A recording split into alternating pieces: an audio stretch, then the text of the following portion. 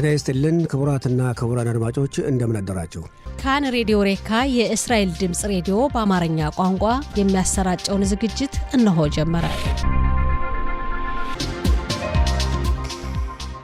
ጤና ይስጥልን ክቡራትና ክቡራን አድማጮቻችን እንደምን አደራችሁ። ዕለቱ እንደ ዕብራውያን ዘመን አቆጣጠር ዮም ሐሚሺ ጊሜል በታሙዝ ታፍሽን ፔባብ ሲሆን እንደ አውሮፓ ዘመን አቆጣጠር ጁን 18 ቀን 2026 ዓ.ም ነው።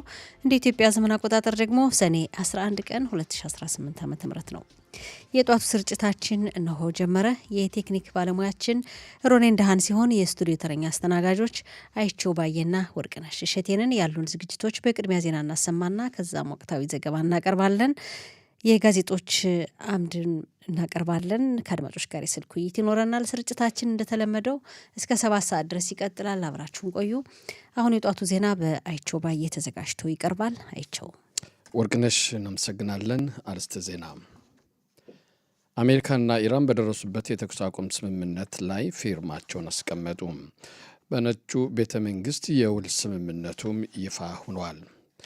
ይህ ስምምነት ለእስራኤል ጥሩ እንዳልሆን እየተነገረ ይገኛል። የኢራን የፓርላማ አፈ ጉባኤም ኢራን አሸንፋለች ሲሉ ተናገሩ። የሚሉት የጠዋቱ ዋና ዋና ዜናዎች ናቸው። ዝርዝሩን እነሆ። አሜሪካና ኢራን በደረሱበት የተኩስ አቁም ስምምነት መሰረት በትናንትና ሌሊት ሁሉም በዲጂታል ፊርማቸውን አስቀምጠዋል። በዲጂታል ፊርማ ባስቀምጡበትም ቅድመ ስምምነት ምክንያት መፈራረማቸው ጸድቋል። ትራምፕም ፓሪስ ከፕሬዚዳንት ማክሮን ጋር ከቤተ መንግስታቸው እራት እየበሉ ያለ ስምምነቱ ላይ ፊርማቸውን አስቀምጠዋል።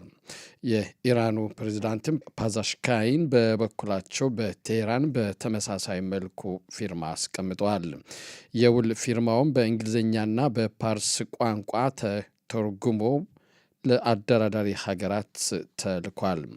ፕሬዚዳንት ትራምፕ ሲናገሩም ኡራኒየሙን ምንም ያህል አሳሳቢ አይደለም፣ ምክንያቱም አሁን ካለበት ቦታ ማውጣት አይቻልም ሲሉም ተናግረዋል። ኢራኖች በስምምነቱ መሰረት ከሄዱ ከ60 ቀናት በላይም የተኩስ አቁም ስምምነቱን ልናራዝመው እንችል ይሆናል ሲሉም ተናግረዋል።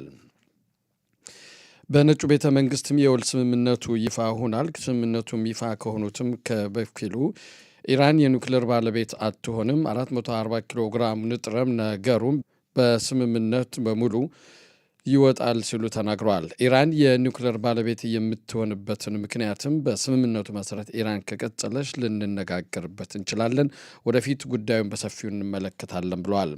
ጦርነቱም በሁሉ ዘርፍ ይቆማል፣ ከሊባኖስ ጋር ያለውንም ጨምሮ ሲሉ መደነገሩ ተገልጿል። በእስራኤል በኩል ስምምነቱ ጥሩ እንዳደለ እየተነገረ ይገኛል። ኢራን ላይ የነበረው የዛቻ ጦርነት መነሳቱና የሊባኖስ ጉዳይ ከስምምነቱ አብሮ መግባቱ ለእስራኤል ጥሩ አይደለም ሲሉ አንዳንድ ከፍተኛ ባለስልጣናት እየተናገሩ ይገኛሉ። ይህ ደግሞ ከሊባኖስንና እስራኤልንም ጭምርት የሁለቱን ሀገራት ፍላጎት የሚጎዳ እንጂ የሚጠቅም አይደለም ሲሉ ተገልጿል። የሁለታችንም ጠላት የሆነው ሂዝቡላ ነው። ሂዝቡላም የኢራን መልእክተኛ ነው። በሊባኖስ ለሊባኖስም ሆነ ለእስራኤል ሕዝብ ጠንቅ ነው ሲሉም ተናግረዋል። እንደ ስምምነቱ ጠለቅ ብለው የሚያውቁ አንድ የደህንነት ሰው እንዳሉትም እስራኤል ብቻዋን ከኢራን ጋር ጦርነት ለመክፈት መዘጋጀት አለባት፣ አስፈላጊውን መሳሪያ እንዲኖራትም ያስፈልጋል ሲሉ ቃል አቀባያችን ግሊኮ ይሄን ዜናውን አድርሳናለች። የኢራን የፓርላማ አፈ ጉባኤ እንዳሉት ኢራን አሸነፈች ሲሉ በትዊተር ገጻቸው መጻፋቸው ተገለጸ። ከሊቡፍ በስምምነቱ ከተፈራረሙ በኋላ በጻፉት በድረገጻቸው ጽፈው ባሰራጩትኝ ኢራን አሸንፋለች እና ማሸነፋችንም ዛሬ ይፋ ሆኗል ብለዋል። የደረሰብን የጦር ኃይል ቀላል አልነበረም። አሜሪካና ሰይጣኗ እስራኤል የደረሱብን ጦርነትን በመቋቋም እነሆ ዛሬ በአሸናፊነት በድል ተወጥተናል ሲሉ ጽፈዋል። ወደ ጦርነቱ ከመውጣታቸው በፊት እነኚህ ቀንደኛ ጠላቶቻችን እናሳካለን ብለው ያሰቡት ዓላማ አንዱም እንኳ ግቡን ሳይመቱ ተሸንፈው ተመልሰዋል ብለዋል። ቀደም ሲልም እስራኤል በሊባኖስ ያላትን የጦር ኃይል ካላስወጣች ስምምነቱን እንደተጣሰ አድርገን እንቆጥረዋለን ብለዋል። ይህ ደግሞ ኢራን አስፈላጊውን እርምጃ እንደምትወስድ ወደ ኋላ አትልም ሲሉ ጨምረው መጻፋቸው ተገልጿል። የእስራኤል አየር ኃይል በትናንትና ሌሊት ሰው አልባ ድሮኖችን ከሂዝቡላ የተወነጨፉን መጥቶ መጣሉን አስታወቀ። ሂዝቡላ ትናንት ሌሊት ወደ ሰሜኑ የሀገራችን ክፍል ሰው አልባ አውሮፕላን ድሮኖችን ማስወንጨፉ ተገልጿል። በተጨማሪም በደቡብ ሊባኖስ ውስጥ ከሚገኙ የመከላከያ ሰራዊት ላይም ሮኬቶችን ማስወንጨፉ ተገልጿል። መከላከያም ወደ እስራኤል ተነጣጥረው የነበሩ ማስወንጨፊያ ሚሳኤሎችን መጥቶ ማምከኑን ገልጿል። ትናንት ሂዝቡላ ባደረሰው ጥቃትም 5 ወታደሮቻችን ቆስለዋል። አንዱ በጸና ሲቆስል ሌሎቹ ቀላል ቁስል መቁሰላቸው ተገልጿል። የደጀን ዕዝ መመሪያም እንዳለው ነው። አዲስ መመሪያ አልወጣም። እስከፊታችን ቅዳሜ ማታ ድረስ መመሪያው እንዳለ ይቀጥላል ሲሉ ደጀን ዕዝ አስታውቋል። በናታንያ ከተማ በአንድ ፎቅ ላይ የደረሰ የእሳት ቃጠሎ ተነሳ ተባለ። በናታንያ በ8 ፎቅ ርዝመት ባለው በአንድ ህንፃ ላይ የእሳት ቃጠሎ ተነስቶ 25 ሰዎች በአደጋው ታፍነው የነበሩ መውጣታቸው ተገልጿል። 3 በእሳት ተይዘው የነበሩ ቀላል ጉዳት ደርሶባቸዋል። በተመሳሳይ መልኩም 10 የሚሆኑ ቀላልና ከባድ ቁስል ደርሶባቸዋል። ላኒያዶ ሆስፒታል ናታንያ በሚገኘው ተወስደው ሕክምናቸው የተከታተሉ ይገኛል። የእሳትና የአደጋ መከላከያ መስሪያ ቤት የእሳቱን መንስኤ ምን እንደሆን እየመረመርኩ ነው ብሏል። ሞንዲያል 2026 ጨዋታዎች እንደቀጠሉ ነው። በትናንትናው ዕለትም በነበሩት ጨዋታዎች ፓናማ ከጋና ጋር በተደረገው ጨዋታ ጋና 1-0 ፓናማን አሸንፋለች። እንግሊዝና ኩራቲያ እንግሊዝ 4-2 በሆነ ውጤት ኩራቲያን አሸንፋለች። ፖርቱጋልና ሪፐብሊካን ዲሞክራቲክ ኮንጎ 1-1 በሆነ አቻ ውጤት ተለያይቷል። ጨዋታው በካን 11 ቴሌቪዥን ጣቢያ እየተካሄደ ይገኛል። በአሁኑ ሰዓት ደግሞ ኡዝቤኪስታን ከኮሎምቢያ ጋር 1-0 እየመራች ጨዋታው ይቀጥላል። ኮሎምቢያ 1 ኡዝቤኪስታን 0 በሆነ ውጤት ይቀጥላል። በመጨረሻም የሙቀቱ መጠን የአየሩ ጸባይ ሙቀቱ መጠን እንዳለ ወቅቱን የሚመለከት ነው ይላሉ። የሙቀቱ መጠን በዲግሪ ሴንቲግሬድ በዛሬው ዕለት ኢየሩሳሌምና አካባቢዋ 28 ዲግሪ ሴንቲግሬድ፣ ቴልአቪቭና አካባቢዋ 28፣ ሃይፋና አካባቢዋ 28፣ ተመሳሳይ መልኩ በኤርሸባና አካባቢዋ 32፣ ኢላት እስከ እኩለ ቀን ድረስ 39 ዲግሪ ሴንቲግሬድ ይሆናል ያሉ የዘርፉ ባለሙያዎች። ወርቅነሽ የጠዋቱ ዜና እስካሁኑ ነበር። አመሰግናለሁ አይቸው። ወደሚቀጥለው ዝግጅት ለማለፍ ሙዚቃ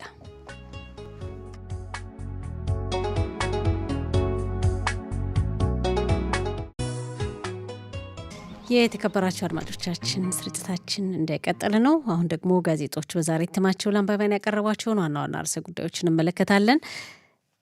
4ቱም ዕለታዊ ጋዜጦች ደርሰውናል። ሀሬጽ፣ እስራኤል አየሁም፣ ማሪብና የዲዮት አህሮኖት። ሀሬጽን ስንመለከት በመጀመሪያ ገጹ ላይ በኢራንና በአሜሪካ መካከል የተደረሰበትን የተኩስ ሁለቱ ሀገራት የደረሱበትን የተኩስ አቁም ስምምነት በሚመለከት ሰፊ ዘገባ አቅርቧል። ይህ ስምምነት እንግዲህ ሁለቱ ሀገራት ስምምነት ላይ ከደረሱ ቆይተዋል። 2-3 ቀናት እንግዲህ ነገ አርብ በስዊዘርላንድ ተገናኝተው በአካል የሁለቱ ሀገራት ተወካዮች እንደሚፈራረሙ ነው ሰሞኑን ሲነገር የሰነበተው። ትናንት ምሽት እንግዲህ ሁለቱም ሀገራት በያሉበት ሆነው በዲጂታል በርቀት እንደተፈራረሙና ይፈራረማሉ የተባለውንም የጊዜ ገደብ በአንድ ቀን እንዳስቀደሙ ተገልጿል። ለምን አስቀደሙት በአንድ ቀን? ጥያቄው እየተነሳ ነው። ሰፊ የሆነ ማብራሪያ የለም፣ ለምክንያቱ የለም። ትራምፕ ስምምነቱን በተመለከተ እንግዲህ ባሰሙት ንግግር ትራምፕ በፈረንሳይ በተካሄደው G7 ወይም G7 የተባሉ የበለጸጉ ያደጉ ሀገራት ጉባኤ ላይ ተሳትፈዋል። በፈረንሳይ ነው የተካሄደው። ከጉባኤው በኋላ ከጉባኤ ጎን ለጎንም ለጋዜጠኞች መግለጫ ሰጥተዋል። ከተለያዩ መሪዎች ጋር ተወያይተዋል። ትናንት ምሽት ደግሞ ከፈረንሳዩ ፕሬዚዳንት ኢማኑኤል ማክሮን ጋር እንደተገናኙና ምሽት ላይ አብረው ራት እንደበሉ ያው ራት ስነ ስርዓት ላይም ንግግር እንዳደረጉ ተገልጿል። ትራምፕ ምንድነው ያሉት? ለኢራን የባላስቲክ ሚሳኤል ያስፈልጋታል። እንግዲህ በስምምነቱ አንዱ የባላስቲክ ሚሳኤሏ ኢራን ባላስቲክ ሚሳኤል ምርቷ ላይ ገደብ እንዲጣልና በርቀቱ በምታስወነጭፈው ርቀትም እንዲገደብ እንግዲህ የኢራን የባላስቲክ ሚሳኤል አይተናል። እስራኤል ድረስ የደረሰ ብቻ ሳይሆን ባለፈውም ህንድ ውቅያኖስ አካባቢ ከብሪታንያ የጦር ካምፕ ድረስ እንደደረሰና ለአውሮፓ ሀገራት ሁሉ ይደርሳል የሚል ግምት እንግዲህ አለ። ለኢራን እንደዚህ አይነት የባላስቲክ ሚሳኤል አላት ይባላል። ለማንኛውም በዚህ ዙሪያ የኢራን የባላስቲክ ሚሳኤል ምርቷ በርቀትም በቁጥርም የተገደበ እንዲሆን የሚል ነበር። ትራምፕ ግን ትናንት ባሰሙት ንግግር ለሌሎች ሀገራት የባላስቲክ ሚሳኤል አለ፣ ስለዚህ ለኢራንም የማይኖርበት ምክንያት የለም፣ ይኖራታል ማለታቸው ተገልጿል። እንግዲህ በዚህ ጉባኤ ጎን ለጎን ያው ስምምነቱን አስመልክተው ባሰሙት ንግግር ከዚህ ጋር ተያይዞ እንግዲህ ጋዜጣው ባቀረበው ርዕሰ ጉዳይ ትናንትም የእስራኤል መከላከያ ሰራዊት በደቡብ ሊባኖስ ከሂዝቦላ ድርጅት ጋር በሚያካሄደው ውጊያ 5 የእስራኤል ወታደሮች ቆስለዋል። የሂዝቦላ ድርጅት ቦምብ አጥምዶ በሚልካቸው ራህቫን ተብሎ በሚጠሩ ቀላል አውሮፕላኖች ከመከላከያ ሰራዊቱ በሚገኝበት አካባቢ ፈንድተው 2 ቦታ ላይ ነው 2 ጊዜ በአንዱ ፍንዳታ 4 ወታደሮች ቆስለዋል። በሁለተኛው ደግሞ ሌላ 1 ወታደር ቆስለዋል። ከ5ቱ መካከል አንዱ በከባድ ሁኔታ ተጎድቷል። ትናንትም በሊባኖስ የእስራኤል መከላከያ ሰራዊት 5 የእስራኤል መከላከያ ሰራዊት አባላት ቆስለዋል ይላል። ይህን ርዕስ አቅርቦታል ሀሬጽ ለአንባቢያን። ሌላው በክነሴት አባል ታሊ ጉትሊብ ጋር እንግዲህ የክነሴት አባል ሰሞኑን ሲያወዛግብ የሰነበተ ርዕሰ ጉዳይ ነው። ለህግ ያለመቆም መብታቸው ያው እንዲከበር እሳቸው የጉትሊብ ትናንት ክነሴቱ ባካሄደው ምልዓተ ጉባኤ አጸደቀ የሚል ዘገባ አቅርቧል። ይህንም ለአንባቢያን አቅርቦታል ተመልክቷል። ከፍተኛው ፍርድ ቤት በአጋጽ ዛሬ ከ1 ሳምንት በፊት ይሆናል በግምት ቀጣይ መቫኪራ መዲና ወይም የመንግስት መስሪያ ቤቶች ተቆጣጣሪ መስሪያ ቤት ኃላፊ ሆነው የሚመረጡ 2 ተወዳዳሪዎች ቀርበው አንዱን ጠቅላይ ሚኒስትሩ ነበር የእሳቸው ተወካይ ናቸው ያቀረቧቸው። እንግዲህ የህግ ጠበቃ ናቸው።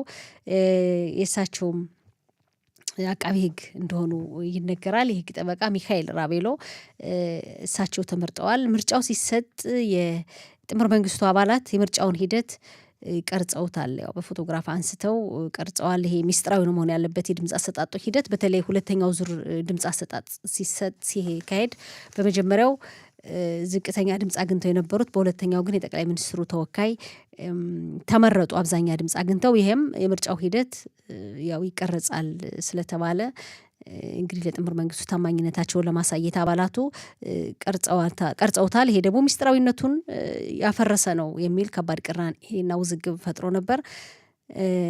እንግዲህ ዛሬ ከፍተኛው ፍርድ ቤት በዚህ ጉዳይ ይወያያል ተብሏል። ውይይቱም የከፍተኛው ፍርድ ቤት ችሎት በቀጥታ ስርጭት እንደሚተላለፍ ተገልጿል።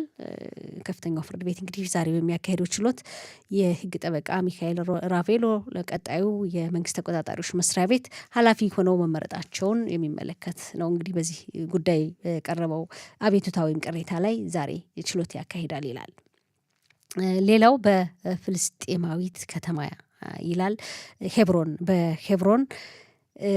በሄብሮን እንግዲህ ውስጥ ለውስጥ እርስ በርስ ከፍተኛ የሆነ አለመግባባትና እስከ ደም መፋሰስ ድረስ የሚያደርስ ከባድ የሆነ ችግር አለ። በዚህ ምክንያት የእስራኤል መከላከያ ሰራዊት የሄብሮን ከተማ ዙሪያዋን ያው ከለላ አድርጓል፣ ዘግቷል። ተሽከርካሪዎች እንዳይወጡ እንዳይገቡ፣ የተለያዩ የስራ እንቅስቃሴዎችም እንዳይካሄዱ ተጽዕኖ ፈጥሯል። የዙሪያው እንግዲህ መንገዶች መዘጋጋታቸውና ሳምንታትን አስቆጥሯለች የፍልስጤማዊት ከተማ በመከላከያ ሰራዊቱ መውጫ መግቢያዋ ከተዘጋ የሚል ርዕሰ ጉዳይ አቅርቧል። ይሄም ያው ምክንያቱ እንግዲህ ከተማዋ ውስጥ ትንሽ የገጠር ከተማ ናት የሚለው ባለው ውስጥ የእርስ በርስ አለመግባባትና ከፍተኛ የሆነ ደም መፋሰስ ስላለ ነው ይላል። ሌላው በሰንበት በሚካሄደው በጠቅላይ ሚኒስትሩ መኖሪያ ቤት አካባቢ በሚካሄደው በሰንበት ቅዳሜ ሰንበት የሚካሄድ የህዝብ ተቃውሞ ሰልፍ ላይ ፖሊስ ገደብ እንደማይጥል አሳወቀ። ነገር ግን የሚከለክላቸውና የሚከለክላቸው የተለያዩ እንቅስቃሴዎች አሉ፣ ገደብ ግን አይጥልም የሚል ርዕሰ ጉዳይ አቅርቧል ሀሬጽ በዛሬ ዘገባው። ሌላው እንግዲህ በአሜሪካ እየተካሄደ ያለውን የዓለም ዋንጫ ጨዋታ በሚመለከት ሁሉም ጋዜጦች የተመለከቱት ነው። እንግዲህ ትናንት በተካሄደው ጨዋታ የአርጀንቲናው እንግዲህ የዓለማችን ኮከብ ተጫዋች መሲ ሊኦ ለሀገሩ ብሔራዊ ቡድን ተጫውቶ 3 ግቦችን አስገብቷል። እንግዲህ እንደተጠበቀው በ39 ዓመቱ 39 ዓመቱን ሊያከብር አንድ ሳምንት ይቀረዋል። ከአንድ ሳምንት በኋላ 39 ዓመቱን ያከብራል ሜሲ። አሁንም ድረስ ኮከብ ነው፣ የዓለማችን ኮከብ። አርጀንቲናን በዚህ ሁኔታ ከፍ አደረጋት የሚል ስለ ሜሲ ብዙ ነገሮች ተጽፈዋል ጋዜጦች ላይ። አሁንም የዓለማችን ኮከብ ነው። ፈረንሳይም እንደዚሁ። የፈረንሳዩ ደግሞ ኤምፔቤ እሱ ወጣት ተጫዋች ነው አሁንም እሱም እንደዚሁ ለፈረንሳይ በርካታ ጎሎችን በማስገባት ዓለማችን አሁንም እነዚህን ኮከቦች ትፈልጋቸዋለች፣ ያስፈልጓታል በሚል ርዕሰ ጉዳይ ሀሬጽ አቅርቧል ዘገባ። በአንጻሩ ሌሎች ጋዜጦች ላይ እናየዋለን። ትናንት በተካሄደው የፖርቹጋል ብሔራዊ ቡድን ከኮንጎ ሪፐብሊክ ጋር ባካሄደው ጨዋታ ደግሞ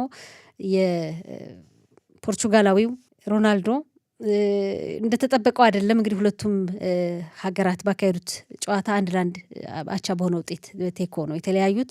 ከሮናልዶ ብዙ ይጠበቅ ነበር፣ ነገር ግን ያው ደጋፊዎቹን ተስፋ አስቆርጧል የሚል ርዕስ አቅርበዋል ጋዜጦች፣ ሁሉም አስነብበዋል ይሄን ርዕሰ ጉዳይ። ወደ ማሪቭ ስናልፍ ማሪቭ በኢራንና በአሜሪካ መካከል እየተካሄደ ያለው የተኩስ አቁም ስምምነት ከመፈራረሙ በፊት ትናንት በሊባኖስ 5 ወታደሮች ቆሰሉ ይላል። እንግዲህ ስምምነቱ ሊባኖስንም ያካትታል ተብሎ ነው የሚጠበቀው።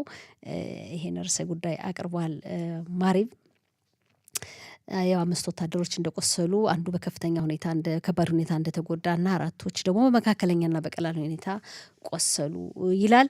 የአሜሪካው ፕሬዝዳንት ዶናልድ ትራምፕ ደግሞ ከኢራን ጋር የተደረሰውን ስምምነት በተመለከተ እንደዚሁ ሀሬጽ ላይ እንዳየ ነው ትራምፕ ትናንት ባሰሙት ንግግር ኢራንም የባላስቲክ ሚሳኤል ትፈልጋለች፣ ያስፈልጋታል ብለዋል። ሌሎች ሀገራት አላቸው፣ ኢራን ስለምን ማለታቸው ታውቋል።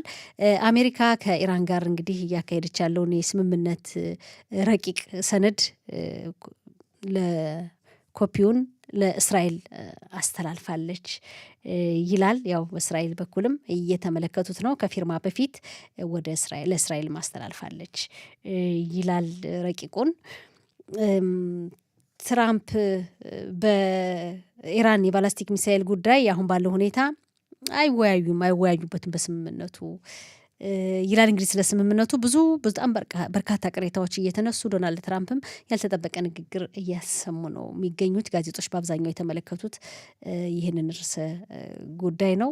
ትራምፕ እንዳሉት እንግዲህ ጠቅላይ ሚኒስትር ቢንያሚን ናታንያሁ በሊባኖስ ጉዳይ ነገሮችን ሊያመዛዝን ሊያስብበት ይገባል ብለዋል። ሊያስቡበት ይገባል ጠቅላይ ሚኒስትር ቢንያሚን ናታንያሁ ማለታቸው ተገልጿል ማሪቭ ላይ። በእስራኤል በኩል ከፍተኛ ስጋት አለ። የእስራኤል መከላከያ ሰራዊት ከሊባኖስ ካልወጣ ምናልባት አሜሪካ ወደ እስራኤል የምትልከውን የጦር መሳሪያ ልታዘገየው ትችላለች። እንግዲህ ያው እስራኤል ከአሜሪካ የጦር መሳሪያዎችን ትገዛለች። ስለዚህ ያው ይሄም አንዱ ችግር ነው። የእስራኤል መከላከያ ሰራዊት ከሊባኖስ ካልወጣ አሜሪካ ይህን የጦር መሳሪያ ለእስራኤል መላኳን ልታዘገይ ትችላለች የሚል ከፍተኛ ስጋት እንዳለ በእስራኤል በኩል።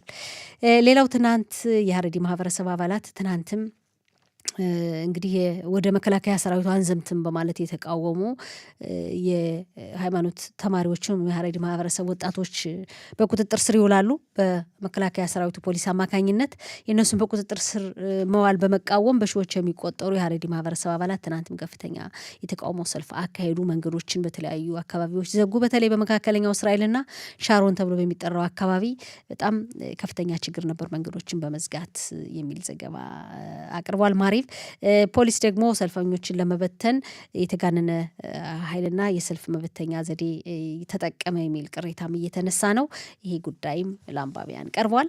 ሌላው ዓለም ዋንጫ ጨዋታን በሚመለከት እንግዲህ አርጀንቲና ከአልጄሪያ ጋር ባካሄዱት ጨዋታ ትናንት መሲ ሊዮ የአርጀንቲናው ሜሲ የዓለም ኮከብ ነው። እንግዲህ የአርጀንቲና ተወላጅ ቢሆንም ለሀገሩ ብሔራዊ ቡድን 3 ጎሎችን አስገብቷል። ከአልጄሪያ ቡድን ጋር 3-0 በሆነ ውጤት ተለያይተዋልና መሲ አሁንም ስለ መሲ ዓለማችን በጣም እያወራ ነው።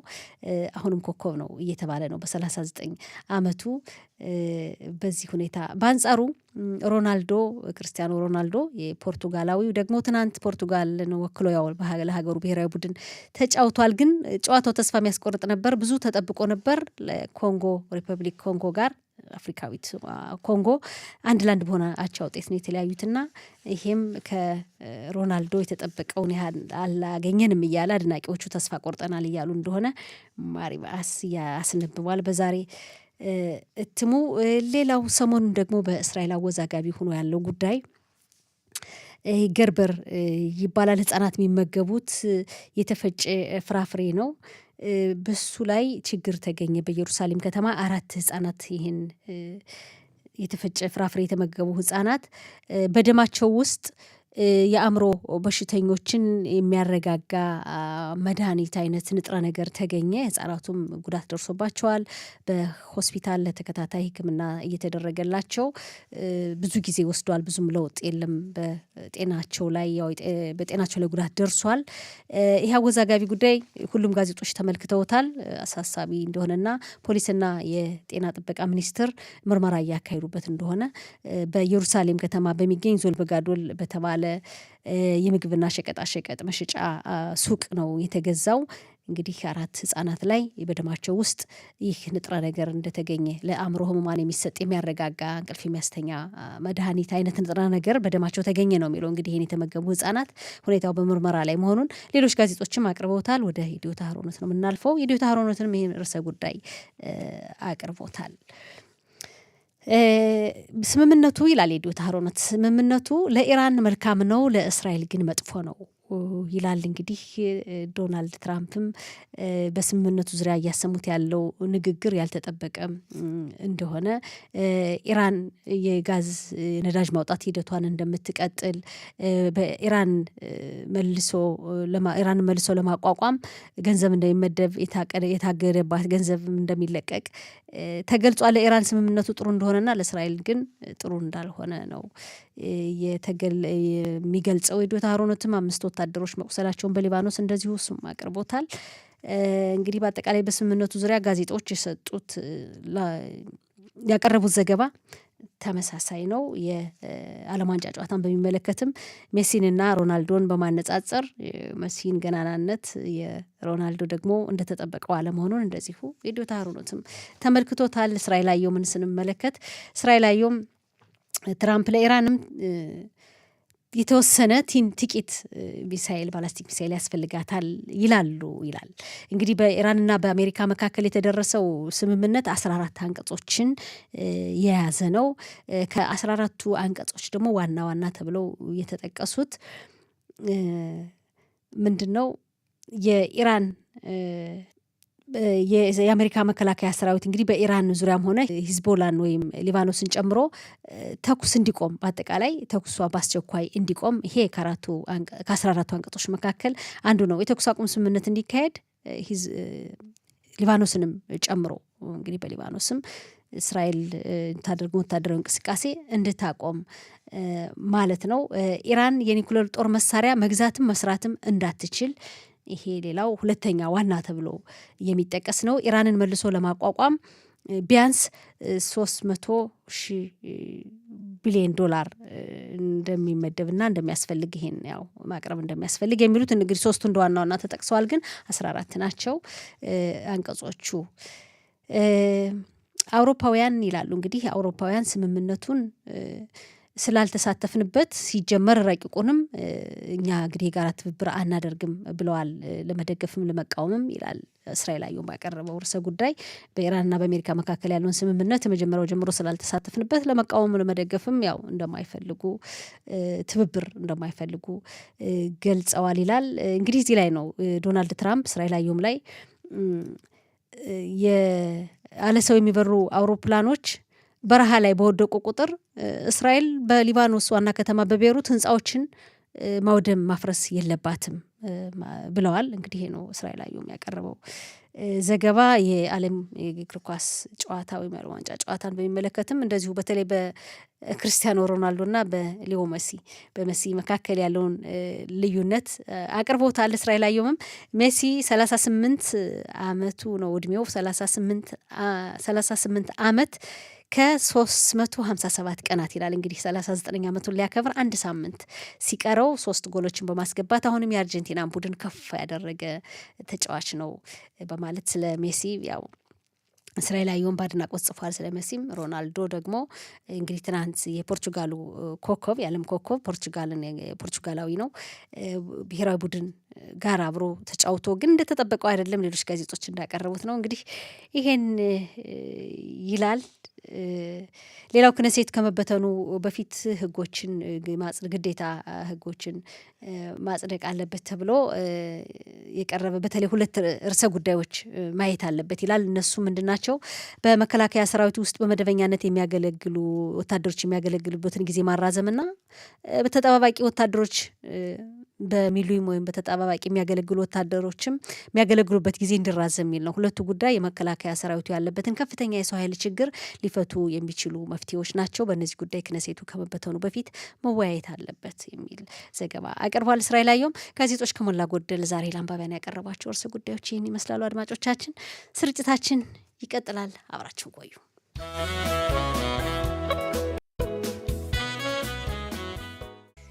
የተከበራችሁ አድማጮቻችን ስርጭታችን እንደቀጠለ ነው። ሰላምታ ይቅደም አይደል? አይ በዚህ በስፖርቱ ትንሽ ተበሳጭተ ስለነበረ እንደው ተረጋጋ ብዬ ነው። እንዴት አደር? እግዚአብሔር ይመስገን። እንደምን አደርሽ? እግዚአብሔር ይመስገን ሰላም ነኝ። ይሄ የዓለም ዋንጫ ጨዋታ እኮ ሰውን ሁሉ ስታየው ጧጧት በቃ ሌላ ሰው ነው በጣም ማዶን ወይ ደግሞ የሆነ ነገር ያደረ ነው ይመስል ኃይሉን ጨፍኖ በግድ በዛ ላይ ደግሞ ይበሳጫል ሰው። ይሁኔን አታየኝም? እንዴት ነው ተበሳጨህ እንዴ? በኮንጎና ፖርቱጋል መጀመሪያ አካባቢ ያናድር ነበር ጨዋታው በጣም እጅግ በጣም አጋጣሚ ደግሞ ደውለሽልኝ ነበር። ደውዬልህ ነበር ልካው የመጀመሪያው ጎል እንደገባ በ6 ደቂቃ ውስጥ ጨዋታ በ6 ደቂቃ ውስጥ ቆመው ነው የሰጧቸው። ይፈሩ ይመስሉ ነበር። አዎ እና ያደረጉት እንትን በጣም አናደረኝ። በዛ ሰዓት ነው ደውለሽልኝ። በኋላ ግን ልክ እረፍት ሊወጡ በተጨማሪ ሰዓት ላይ ያለ ሲያስገቡ በቃ 1-1 በሆነ ውጤት ተለያይተዋል። በእርግጥ ሮናልዶን በትልቅ ተጠብቆ ነበር።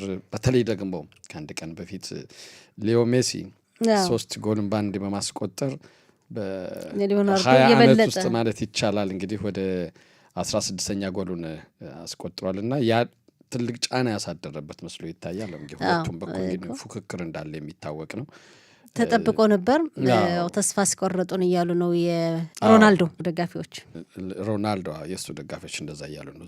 ዞሮ በእውነት የመጨረሻው ጊዜው ስለሆነ መቼም አንዳንዴ እኔ አርጀንቲና ዋንጫ ብታነሳ ደስ ይለኛል። ሮናልዶም በዚህ አርጀንቲና እንደገና ሁለተኛ ባለፈው እኔ አሁን ይቅርታ አድርግልኝና በዚህ ስፖርት ዙሪያ ምክንያቱም እስራኤል ሀገራችን የሚደግፍ እንደግፈዋለን ማይደግፈን ደግሞ አርጀንቲና ፕሬዚዳንቱ የተሻለ በነጻነቱ ቀን ጊዜ እንደዛ እየዘፈነ በድምጹ እንደዚህ አይነት የስለኩሰዋል የእስራኤል ነጻነት ቀን እንዴት ማንደግፍበት ምክንያት ምንድን ነው? ፕሬዚዳንቱ በእርግጥ ለእስራኤል ያላቸው አመለካከትና ድጋፍ ለየት ያለም ነው። ግዩር እያረጉ ይሁዲን እምነትም እየተቀበሉ ነው ያሉት። አዎ ልክ ነህ። የሚገርም ነው። ግን ሙሉ አርጀንቲና ህዝቡ እንዴት ነው? ይሄ ሌላ ጉዳይ ነው። ዞሮ አርጀንቲና ባለፈው እንግዲህ ኳታር ላይ ሳኖ ዋንጫውን የበላቸው አሁን ደግሞ ሮናልዶ ቢወስድም አይደለም ሮናልዶ ቢወስድም ነው የመጨረሻውም ስለሆነ ያው እስካሁን ድረስ ሁሉን ዋንጫዎች አሉትኝ የዚህ ዋንጫ ግን የለውም። ስለዚህ በጣም በሚገርም ሁኔታ ደግሞ እስካሁን ድረስ ወደ ስንት ልጆች አሉትኝ አልተዳረም ከባለቤቱ ጋር በጓደኝነት ነው ያሉት። ያ እንግዲህ የዓለም ዋንጫ ካቸነፈ በአንድ ወር ውስጥ እንደሚዳርና ዋንጫውንም ያው ሰርጎ ተይዞት እንደሚሄድ ቃል የገባው ያርግለት። ዞሮ እንግዲህ ሚስት ይፋው የሆነ ሰርግ ነው ያላደረጉት። ሚስት ጓደኛው ነው የሚባል ምክንያቱም አላገባትም፣ አልተጋቡም። እንግዲህ አንዳንድ ጊዜ ልክነ ታዋቂ ሰዎች ላይ ህይወታቸው ላይ ብዙ ነገር አለ። ጥሩ ለማንኛውም ስፖርቱን አስቀድም ነው የስፖርቱ ጉዳይ አሁንም ስፖርት ስለሆነ ነው። የሚገርመው ሁኔታ እንግዲህ የእስራኤል የቁርጥ ቀን ወዳጅ ይባሉ የነበሩት ዶናልድ ትራምፕ ከኢራን ጋር ስለሚደረገው ስምምነት በሚያሰሙት ንግግር አንዳንድ ጊዜ ያልተጠበቀ ንግግር እያሰሙ ነው። እንዴት ነው? በጣም በሚገርም ሁኔታ ነው። ሰሞኑን እንኳ እያወሳን የተነጋገርንበት ሁኔታም አለ። በተለይ በአሁኑ ሰዓት ከኢራን ጋር በተደረሰው የተኩስ አቁም ስምምነት በርቀት ወይም በዲጂታል ፊርማቸውን አስቀምጠዋል። ቅድመ ስምምነቱ ይህ ማለት እንግዲህ ጸድቋል ማለት ነው። የሚናገሩት ነገር ግን እንዴት ነው? በጣም የሚያሳዝን ነው። እስራኤል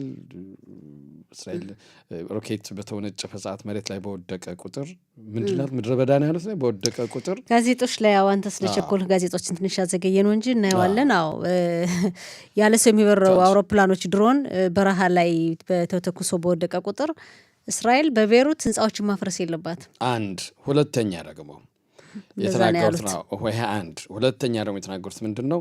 ይሄ ረጅም ተምዘግዛጊ ሚሳኤል ሌሎች ባላስቲክ ሚሳኤል ሌሎች ሀገራት የዚህ ባለቤት ከሆኑ ኢራንስ የማትሆንበት ምክንያት ከኢራን ጋር የሚስማሙ ሳይሆን የኢራን ጠበቃ ነገርም ይመስላሉ። ጠበቃ አሁን የገቡት ትራምፕ ናቸው እንደዚህ የሚናገሩት። ግን እንግዲህ ያው ጋዜጦች ላይም የቀረበው መረጃ በዜናም ጋዜጦች ላይም በእኛ በዜናም ይሄው ነው። እንግዲህ እሳቸው ምናልባት ትራምፕ አንዳንዴ ከጎናቸው ያለውን ሰው እያዩ የሚናገሩ እንደዛ ሰውን አሁን ሳይ ጋዜጦች ላይ ያለውን ነገር በዚህም ትራምፕ አሁን ከአውሮፓ መሪዎች ጋር ስላሉና እንደው ምናልባት በኢራን ላይ ጥሩ ነገር እንዲናገሩ ተጽዕኖ ስለፈጠሩባቸው ይሁን እንደዚህ ያሉት። ናታንያሁ አጠገባቸው ሲሆን ደግሞ የሚናገሩት ነገር ሌላ ነው እና ምንድን ነው ይሄ ራሱ በጣም በእውነት አናቃቸውም ነበር ማለት ነው። ትራምፕን እንግዲህ አስቸጋሪ ነው ስምምነቱ። ለማንኛውም ደግሞ አንድ ቀን አስቀድመው ከተባለው ቀን በዲጂታል እንደተፈራረሙ ታይተዋል። ዜናው ላይ እዚህ ላይ የቸኮሉ ይመስላሉ። ለምን አሁን እኔ እንደሚመስለኝ እሳቸው አሁን የፈለጉት እንግዲህ ላይ ቀደም ሲል እንደተናገር ነው። ካሁን በፊት ሲናገሩ የነበሩት ምንድን ነው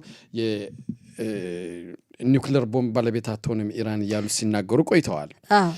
እንደገና አሁን ደግሞ በስምምነት ሊሆን እንደሚችልም የሚናገሩበት ሁኔታም አለ።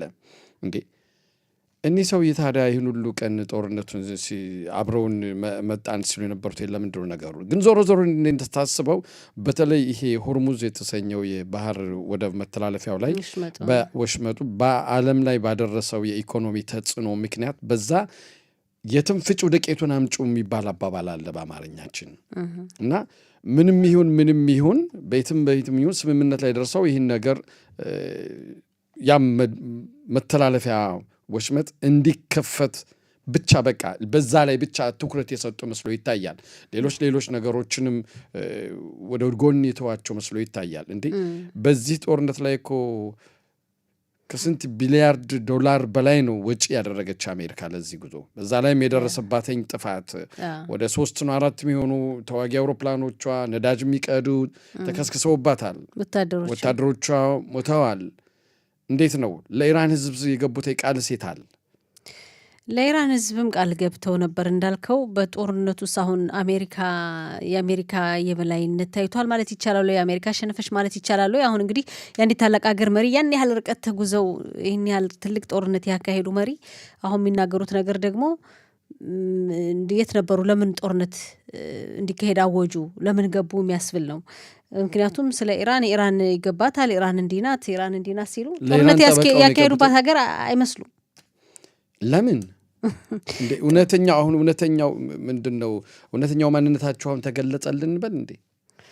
እንግዲህ አይታወቅም ለምን እንደዚህ እንዳሉ።